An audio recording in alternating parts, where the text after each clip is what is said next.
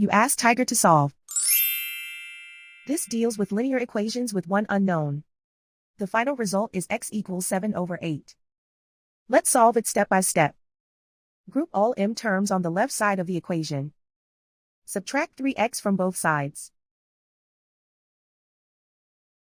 Group like terms. Simplify the arithmetic. Group like terms. Simplify the arithmetic. Group all constants on the right side of the equation. Add 1 to both sides. Simplify the arithmetic.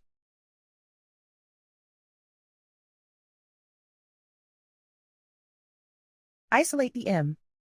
Divide both sides by -8.